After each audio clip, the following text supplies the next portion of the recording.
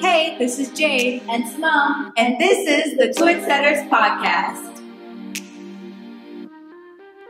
The Twinsetters podcast covers everything from girl talk to girl boss. We use our life experiences and passions to inspire purpose in others. Welcome back to another episode of the Twinsetters podcast. Me and Simone are super excited that you are joining us today. And to start us off, we got to talk about the beauty item that we are wearing right now that we are obsessed with. So Simone, tell us, what are you loving right now? Yeah, so, I think you guys can probably get the gist that when there is no video, there's not really a lot of makeup going on. So this week, I am actually deep conditioning while doing this podcast. And so basically, if you guys have seen photos of me recently, I have very blonde hair, especially for curly hair. And so I have to do a lot of work to maintain that, the integrity of my hair, to basically try to bring life back to it all the time. So tomorrow, I'll be going to get a trim and press, and before I do that, I need a treatment. And so this week I'm using the Shea Moisture Manuka Honey and Yogurt Hydrate and Repair Protein Power Treatment with Mafura and Bobab oils. Supposed to strengthen and protect for extremely dry and brittle hair. And I'm not gonna lie, when I see extremely dry and brittle hair, that makes me kind of sad because I don't think my hair is that bad. But either way, I needed a powerful situation going on. So here we are.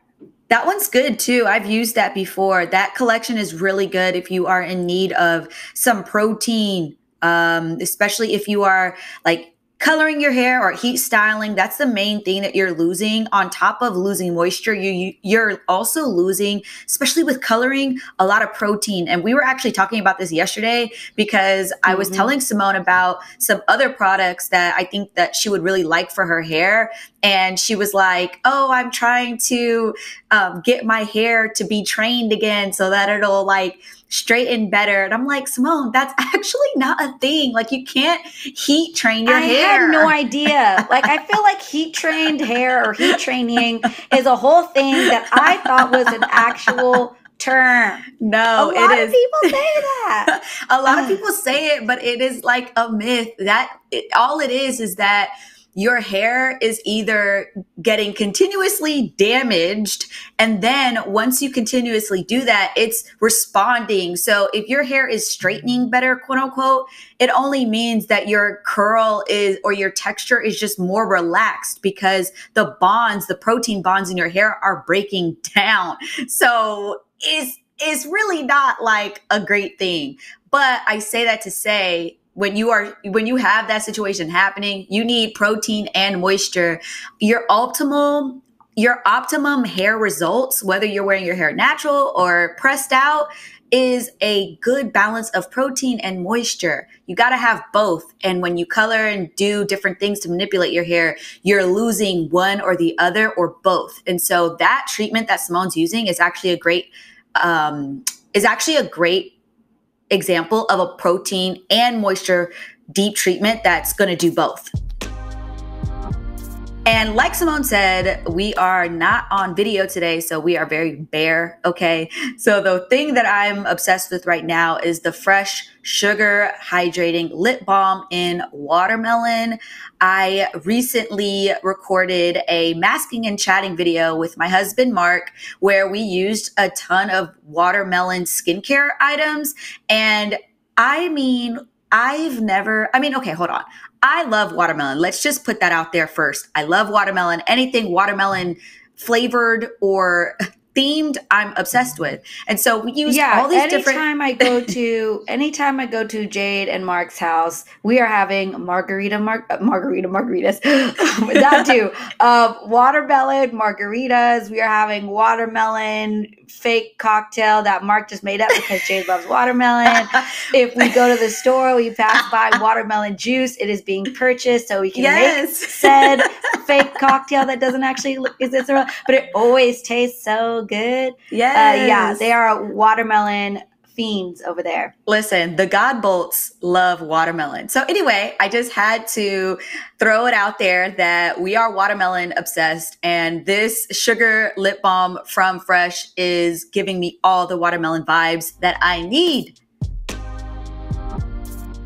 All right, y'all. So this week we're talking all about motherhood and the fact that, quite frankly, neither one of us planned our beautiful babies. So Jade, did motherhood look the way you envisioned it? I feel like I had no idea, like just purely no idea what motherhood was actually going to be like. I always knew I wanted to be a mom, but I never actually thought about what kind of mom I would be in a real way. Like there were certain things that I knew, like, oh, I'm not going to do that with my kids, or, oh, I'm definitely doing this for my kids. But outside of that, you know, I didn't really understand what it would be like on a day-to-day basis to be a mom, and how much it was going to change my whole life. I heard it. People told me that, but I could not have imagined how much it would change me as a person.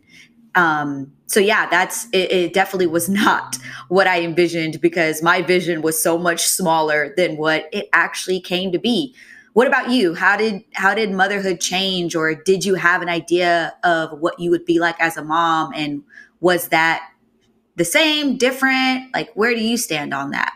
Yeah, I mean, similar to you, I had no idea what I would be like as a mom, like the mom version of Simone. I think there are some people out there who are just like naturally like super nurturing people. And so like I can think of, you know, a couple friends that I like knew would be great moms. You know, they almost had that like motherly vibe even before they're moms. Yeah. And so I think maybe people, and maybe they don't think of it for themselves, but I know, like, I don't know, I just feel like there's certain people out there who are like, you can tell they've been waiting so long to have a kid, and like, you know, they talk about different things. Maybe they take care of their nieces and nephews a lot or whatever. Right. I didn't really have a lot of that. I also think the timing of when I had Kaya was, you know, I was very career focused. I wasn't thinking about, you know, what it would be like to have a kid. It wasn't even front of mind by any means. And even growing up, I never really like fantasized about it.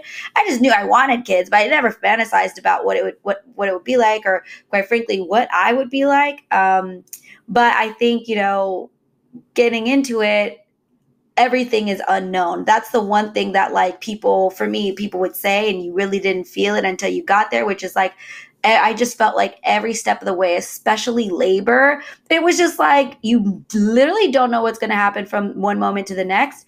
And I feel that's a lot of like what life is like with a toddler. So it's always just bracing yourself for, you know, not knowing something and it being okay that you don't know. And like, yeah, because no one freaking knows, honestly. Like, it was funny. We were talking about that even with like, my friends, about like work, and how like at a certain point in your career, you start to realize and remember, well, not really remember, but you start to realize like, it's all a scam. No one knows what they're doing. Exactly. Nobody. Like everybody tries to act like they know, but they really don't. No. We're all winging it. Exactly. We're all making the best of it. We're all doing our best. And so I think that's why, like, you know, on this podcast, we're going to talk about a lot of things through our own stories, to help, you know, give you advice. But like, obviously, you know, we didn't know ish when we were going through it to begin with. So, you know, it's just lessons learned. And so if we can help you skip a lesson to be learned, that'd be great. But if not, you know, at least you know you're not the only one going through that same situation, because no one has the master plan. Well, I mean, other than the Lord himself, but yeah. So in this episode, we're really going to kind of dive in deep into just like how it felt for us at the time when we found out we were pregnant. Because obviously, like Simone just said earlier, you know, we both got pregnant before marriage. Obviously now I'm married, but Simone isn't. And so we're going to really talk about kind of how we're navigating life with that, you know, experience, and how you can transition if you are in a place of feeling bad about your situation or anything like that, or feeling guilty. We want to get you to a place where you get a little bit of confidence in the transition. You get a little bit, you go from feeling shame about where you're at and transitioning to being confident about where you're at, no matter where you're at. So that's the goal of this episode. And so let's hop right in. So before I had Kaya, I was in Philadelphia for a few years. I had moved here with my company and my boyfriend at the time. And so my boyfriend and I have been together for, at that point, I think it was like 5 or 6 years, from high school through college. Then now we're like second year out of, actually, you know what? Just kidding. 2017 was later than that. So like scratch that. We were probably at around 9 years of being together by that point, because we had gone through high school, college, and then like early career, because we were both, like 3 or 4 years out of college by that point.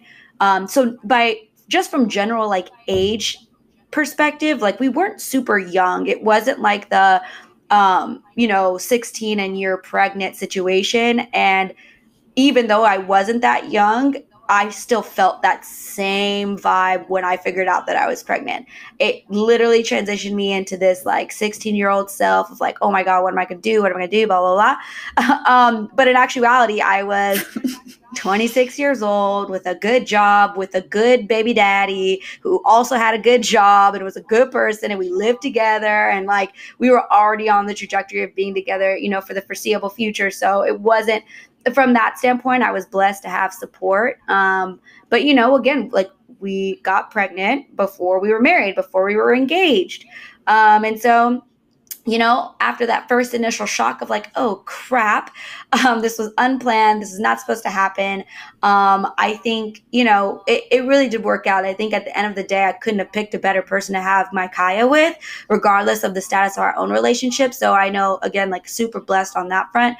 But like, co-parenting and, going through the ins and outs of all that can be a lot. And I think the one thing that did help us is we just, kept the same good communication we had from when we were together, to after we broke up. One thing I think that happens a lot is like, oh, you have the baby and within a year or less, things go awry and relationships break up and blah, blah, blah. And I would say that sort of happened to me. And I didn't really think about that much at the time, because it didn't feel like, oh, well, we're breaking up the moment we had a baby, because we had been together so long. So it wasn't really that vibe. But I do think that, like Jade mentioned earlier, we both didn't expect to change as much as people or when we had a child. And I think also you just start to be much more aware of certain things and much more decisive about, okay, do I want to bring a whole human into this situation? For me, did I want my daughter to learn vicariously through me about things that she should do or not do as a good, partner, wife, all of that. So, things didn't work out with her dad and I, but I think, again, it's about, trying to do the right thing for your family and be positive as much as possible. And I think that's like the key to being a single parent, whether you have support from, the baby dad or the baby mom, whatever it is, you have to try to be positive and not lash out at each other for past grievances, things to do with your own relationship with them. It can be tough. I get it. And I think you have to just do your best to be the positive one. And, nothing is set in stone unless you're dead. So just try to understand that even if, somebody's being shady now, like don't completely cut them off because maybe in 10 years they want to be around their kid. Like, just do what you need to do to be sane and do what you need to do to make sure your child is in the best positive, healthy relationship situation. Yeah. So, Simone, did you feel like you had a lot of judgment from external parties, whether that be family or friends? What was that experience like for you? Yeah, I mean, I don't think I had a lot of judgment because, like I mentioned earlier, we had been together a really long time. So our families knew each other, knew ourselves very well. So it was almost as if like things were just slightly out of order, but like expected. I think where the more of the judgment came was actually being a mom and like some of those first like early decisions like every mom has to make. And I know, Jade, you felt that too in your own way, but I think, you know, there wasn't as much judgment about being a single mom. But I think, again, that's also because of where I was at in life as an adult. So if I had been 16, maybe that would have been a different story. But, you know, I was 26 and, you know, was I at the top of my career? No, but I was a pretty like responsible adult. So I think, you know, it wasn't ever about like, ooh, you're having, you know, a kid, blah, blah, blah, before you're married. Because people who knew me knew that, you know, me and my baby daddy had been together for the longest time. So I guess maybe the judgment, and I guess at that time when I had the baby, we were still together. And then we actually got engaged for a second. So I think it was more like, not really judgment, but more feeling like any departure from my daughter's father was like a much bigger deal now than it was before the kid. So, and that added, that's where I felt more judgment than not, or like helplessness from parents, because, you know, nobody's parents are perfect. And so you're hearing mixed messages. You have your own emotions to deal with. So I think it was a lot of like, just judgment about the situation and what I should do, what I shouldn't do in terms of my relationship with her father. But again, it's just like added complexity, right? Because I'm still just trying to like figure out how to be a mom and go to work and like be a human. Right. And so it's a lot. And so you almost like, I feel like, you know, I basically went through a divorce without like any, like actually being married and being able to be a wife for once. So like, I think that clouds a lot of like, that's, I would say, second half of my daughter's first year of life. And, you know, it's, I think that's similar for a lot of people though. Like you end up having a kid and then life continues to happen. And so now you're having to figure out, well, how do I handle my career, you know, not going where I wanted to, or having to move homes because something happened or a disaster or whatever. And then you're also like trying to handle a 6-month-old baby. And it's tough. I think everyone learns that, you know, life still goes on even though you just had a child. And as much as you can keep that time sacred of spending time and like making sure you're being the best version of yourself as a mom and as a person, like life still happens. So it's like the balancing act is another key. I think we end up learning maybe the hard way sometimes, but like that's, I think, as big of a part of being a mom, in addition to like having that human in this life, in this world.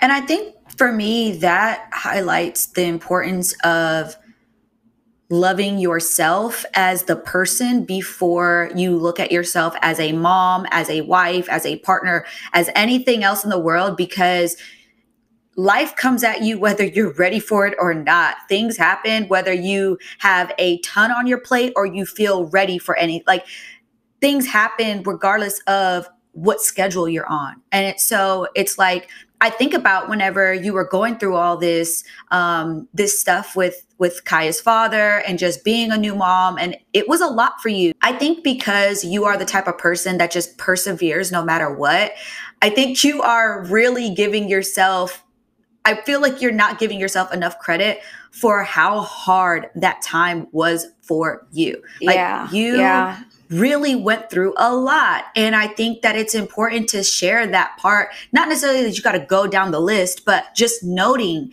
that y'all, she went through a very, very difficult time.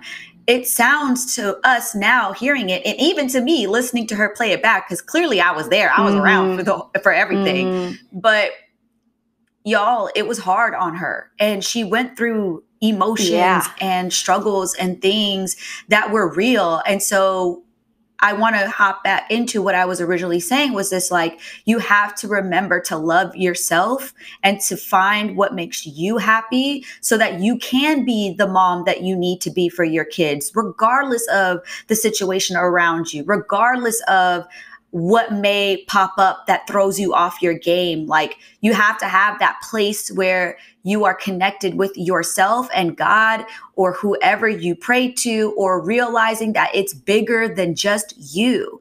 And that you have to also, in that same breath, recognize that you have a lot to do with the bigger picture too. Like your mental space, your, heart and where it's at. And especially when you're talking about co-parenting and having this person that you may have had a relationship with, you may have wanted a different outcome with, but continuing on, even if the future doesn't look like the way we envisioned it. And so I feel like Simone is like a great example of somebody who is continuing on, and remembering to still remain positive, even through things that could have broken her. Like, that really could have broken you, that whole situation. Yeah. Well, and it was a lot of like, I just remembered having to take so many like humble steps back from where I envisioned, like you said, like where you envisioned your life to be, or what you envision your situation with, when it comes to kids and spouses and all that. And like when that disappears or that changes, it can be heavy. And again, like add on the fact that like everybody deals with that, but then you're adding on that you're a mom, a young mom, mom not around family sometimes, and you have never dealt with anything like it ever before. I'm thankful that I, had a good job at the time, and I was able to move into, my own apartment, albeit like that was my struggle bus apartment. I'm vowing to work hard as hell for the rest of my life, so I never have to do that again. Out of the ashes becomes a phoenix, because had I not like had no money, moved into a low budget apartment, just being with my 9-month-old daughter, like if I wouldn't have been focusing on like that sort of lower point in my life, I would have never applied to Wharton. Literally would have never ever thought that I needed to, one, be real about what my potential was, and two, ain't no dependent on dual income anymore. We ain't doing that. We ain't doing it. And so, you make these decisions about, you're sort of forced into these tough moments in life, and, being a mom through them, I think you put extra pressure on yourself to like be strong and like figure everything out, and, be in survival mode all the time, and clenching on to like, the structure in your life to make sure that, whatever you're going through, your baby doesn't feel, or, it's a lot. But I think when I started to embrace the sort of like kick down a few notches, I think I was given in that season, it's when you start to really learn yourself, and you start to really think like, damn, like I gotta do this. I gotta come harder. I gotta do better. I gotta make sure that I'm good and my kid is good no matter what, whether he's a great dad or he's somewhere else. Like we're gonna be fine. And then you take your control back. And then you get to set this tone on how you live your life day to day. There's nothing else pulling you down. There's nobody else that can control your mood, how you're going that day. Nobody. And like that control is addicting. I will never, ever give that control up again. And, I proved to myself that I could do it. So, I think that's like, that's what I hope more people can do. And, I know we don't always open up about it at the time. And I think that's why this podcast is actually pretty unique. And I think in a way could maybe help people more deeply than, I don't know, Jade, we might expect, because I feel like I wasn't talking about all the, darkest points of that time for me. And had I had a podcast where it sounds like, I'm talking to my girlfriends about stuff, and they are, just talking about that they also dealt with it or whatever, because I'm not ready to talk to my real life people yet. I can only imagine, how soothing that could be. And I hope that is, because I know if I would have had that back then, I probably would have at least been able to, catch my breath a little bit sooner.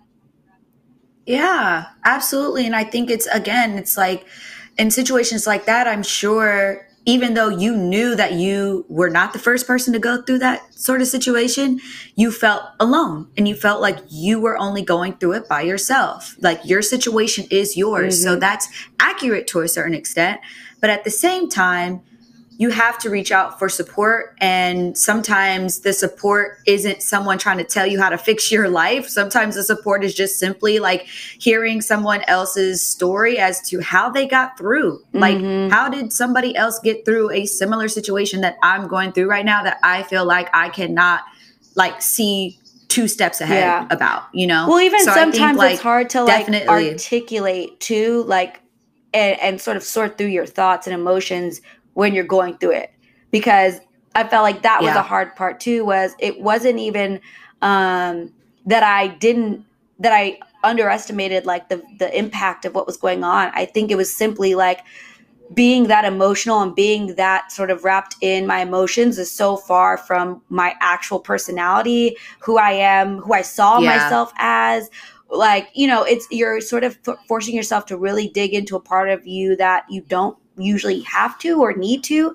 And then you don't really know how to navigate it. So like, I know for me, I had to like order my thoughts and order what was actually going on. And I remember listening to this podcast about I think it was some sort of psychology podcast, but it was like, if you cannot articulate your feelings, you often feel like they don't exist or they're not real. And so if you can't call a feeling something, a word, whatever, you're naturally going to shrug it off. You're going to not really think intensely about it. You're just sort of going to like, you're like, I don't know what that is, but I'm gonna keep going. I'm gonna keep moving. I'm gonna, whatever. But if you can say like, ooh, feeling a little depressed today, feeling a little like grief heavy today.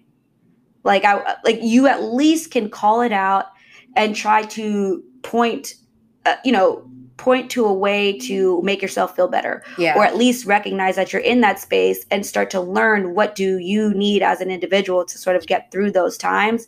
I know for me, like my whole thing, the bad points used to hit, at night after I'd put Kaya to sleep, after I was done studying for the GMAT, I would cry for a while. And the only insight I started to learn that I'm like, ooh, like the first 5 minutes of like just starting to feel like I was getting emotional, I was like, ooh, it's about to be one of those nights. Let's go ahead, get some melatonin and lay it down. Just lay it down. Because I knew all I was doing was not necessarily like shutting off my emotion, but it was like I would get so swept up into it. And I would just hype myself up because my brain is super analytical, super fast running, super like, if this means this, and this means that, and this is that, and this is, it was like not helpful anymore. So I started to realize that, I wasn't actually like grieving in a healthy way. I was kind of getting to the point where I was just like running myself ragged,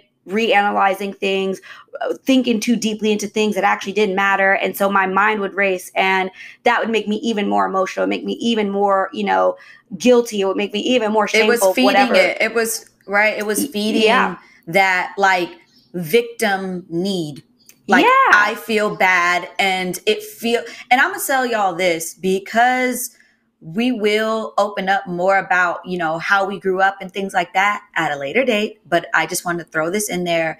I think that part of that too is just like trauma and how we've dealt with trauma through our life, and having to, as a child, in many ways, we are not in control of the things that happen to us. And so when we become an adult, our the way that we deal with pain and hurt and shame and guilt are still the same way that we did when we were young. And so when I think about, you talking about crying at night like that and realizing that it actually wasn't healthy, it was actually feeding into this part of us, and that I think all of us have, where we get caught up in the my life sucks feeling. And we sit there because that sometimes feels more comfortable than actually trying to step out into a new space and push through. That like, I think speaks to so much of the feeling of not having control of your own situation as a kid. Like when bad things happen, you got in trouble or something happened, you had no control. So there was no way for you naturally, innately to know 10-year-old Jade, if you're feeling bad, pick yourself up and move on. Like Right. you didn't have any of those. Yeah, you haven't built that skill yet. Yeah. And so exactly. it's like, I'm so glad that you highlighted like that specific thing, because I think that's such a good example of how you do it differently as an adult. Like, yes, you can sit and cry every single night and do that for years, because people do. But at some point, you have to ask yourself, what is actually going to help me and heal me versus what is keeping me in this depressive, anxiety driven like cycle? Because that's what it was. It was like a cycle that you were going through and you had to break it. Yeah. And that's where it's like, it was my first time really having to deal with anything like that intensely. And so, yeah, like, I think that's why it's so important to start to think about what have you been doing that sort of kept you stuck, and then acknowledge that feeling, call it something. And so when it creeps up, you can start to figure out, okay, well, what's my like tool to get past this point? For me, it was time to go to bed. Yeah. And I needed a little extra relaxation help, like the melatonin or like a cup of tea or like turning off my phone.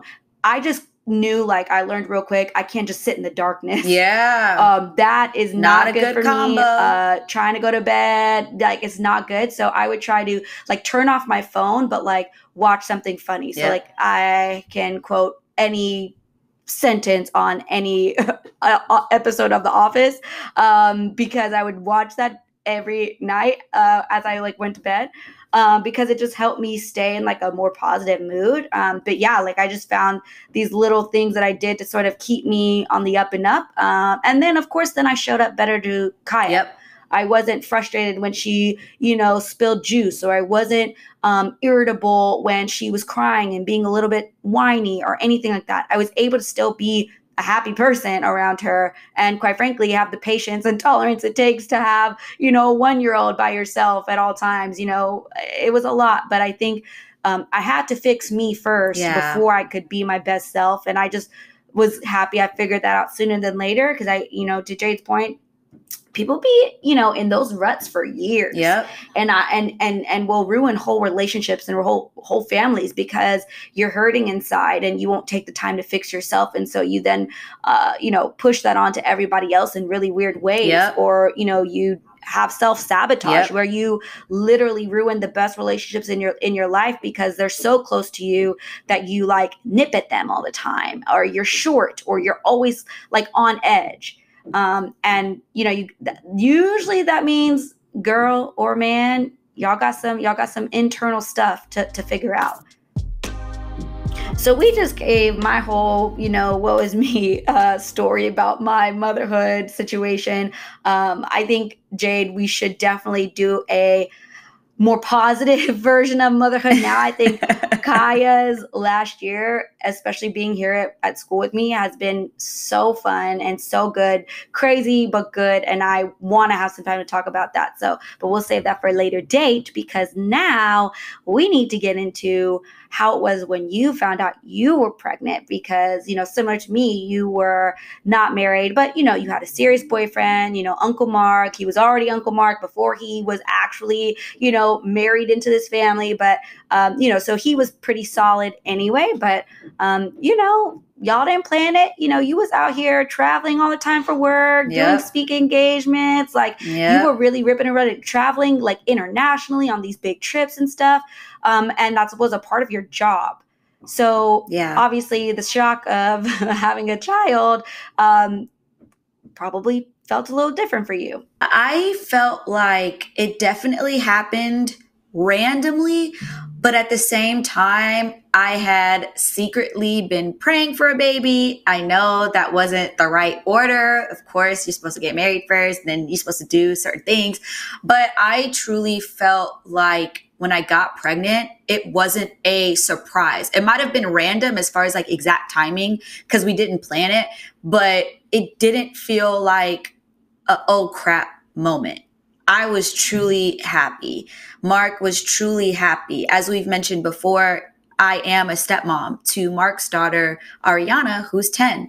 And so we've already been, parenting, especially for him. And so I always knew that I would have a partner who understood what it meant to take care of a child. And I knew that that was going to be an asset for me going into motherhood, that he already had experience and already knew how to support, because let's be honest, he was 19 when he had Ari, and he didn't make all the best decisions. And through him growing in his manhood, there are certain things that he's been able to face and knows that he will have to face in the future because of some of those, not good decisions that he made when Ari was younger. And so that's something that we continue to work through and try to just manage the best we can.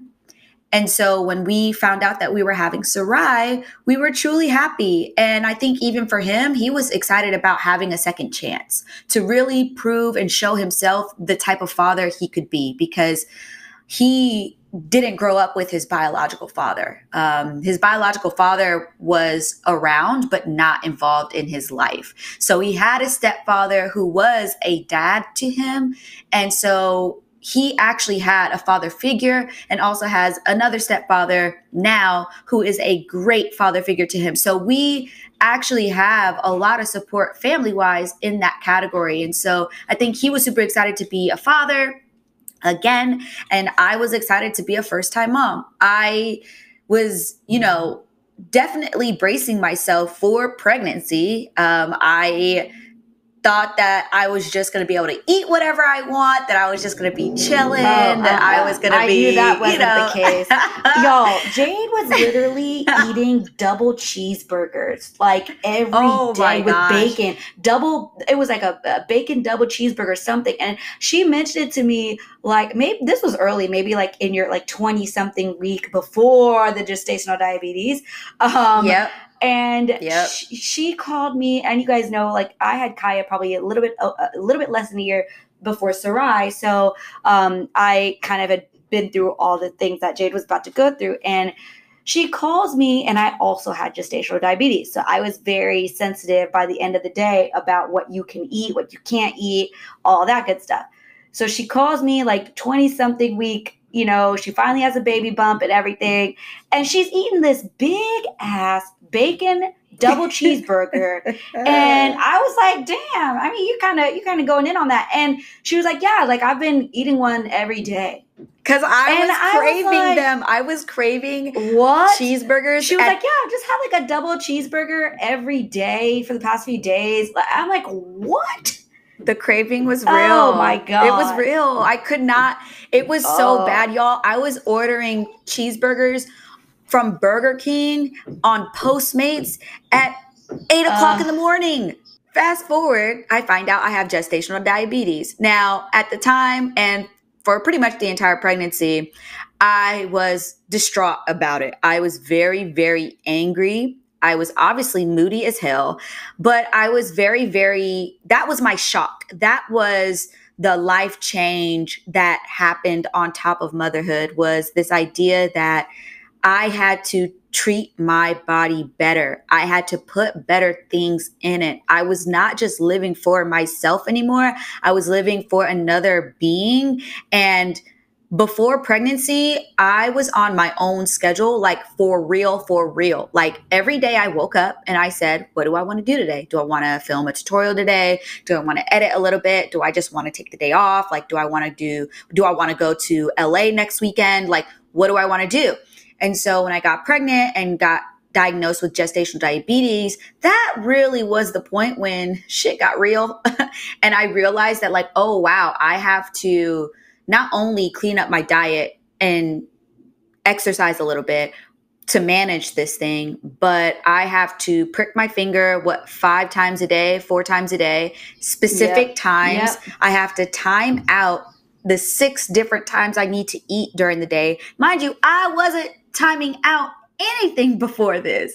So the drastic contrast between the life I was living before pregnancy and when I got pregnant, and obviously prepping me for having a child who would also need to be on some sort of schedule, it was hard. It was like a hard, like, realignment. And so that was the part that I really did not plan or foresee. And that was the hardest part about motherhood for me to this day. I think that because it was so hard for me, when I actually had Sarai, I was so grateful for that part of my experience to be over, that when she arrived and she was beautiful and healthy and in perfect condition, I felt like, whew, okay, I did what I had to do. I did it. I did what I had to do. And so when she was here, I was already prepped and ready to eat better, to be more active again, to understand that, what food actually was, because y'all, I really did not understand carbs and proteins and macros and micros and all that stuff. It's all sugar. Everything is sugar. We did not know. Worst. I did not know it's this. The worst. It's terrible. Yeah. And so through having gestational diabetes, I started to really look at what I was eating and how much I was eating and when I was eating. And I started realizing, like, oh, I don't know a thing about what a balanced diet looks like. And mind you, at the time, I'm 28 years old. I'm old. I'm a grown-up. I'm like a real grown-up, and I don't understand food and how it impacts me. Like, I felt like an idiot. But at the same time, I was like, Jade, stop beating yourself up. You don't know what you don't know. You've had all these other experiences in life. It's okay that you didn't get the lessons on caloric intake and micros and macros. It's really okay. And so when Who gets that? Huh? Who gets Listen, that? Who gets that growing up? I don't know. Somebody You understand does. micros and macros, and I don't even think a microcalorie is a thing. I think it's only macros. No, well, listen, I don't know. Counting maybe your macros. Is it, you know what? You're probably right, because I know I be tracking my macros. I don't think macros. Yes, micro is not a thing when it comes to calorie. Listen, understanding your macros, calorie okay? management. Y'all, listen. Oh my God. I had to sit down with one of my really, really, really, really, really good friends, Melik Glasker. She is a nutrition coach and she's currently pregnant. Yay! But she really broke down like all that stuff for me and helped me understand food better and helped me understand what food was doing to my body. And I needed that because it helped me actually just be better completely after having Sarai. So I didn't go back to what I was eating, what I was doing before Sarai. I actually continued on with the things that I learned through having gestational diabetes and this new outlook on life with having a child and understanding that like that child is going to mirror me more than listen to me. So what did I want my child to mirror? I want my child to grow up understanding that your fruits and veggies are important and not something you have to do, but something that you want to do because you care about your body and you care about taking care of yourself. And I wanted my child to see me taking care of myself and see me, trying to be my best self, because ultimately it's about her doing the same thing and her being able to do that same thing whenever she has babies. And that generational link of self-care is something that is so, so, so important to me. So I think that when it came to, not planning the baby, I had support. I had a boyfriend, we got engaged while I was pregnant. We just got married a couple months ago. We are a solid family unit with tons of support. And so I think that it was important for us to both share our stories, like Simone and I, because she's coming from a place where, she struggled with the relationship part of, not knowing or not planning the baby. And I am coming from more of like, I didn't know that my body was going to change. I didn't know that my lifestyle needed so much change, because it did. Like something needed to happen to stop me in my tracks and start operating differently. And it didn't just stop at my health, but it continued on through my spirituality, through the way that I am with Mark, through the way that I am with every single relationship in my life, because I started to look at, how am I taking care of myself? And then how am I taking care of the people around me, the people that need something from me? That was the part that I think I'm still working on today and have a lot of work to do, but it is definitely something that I think I'm excited to continue working at.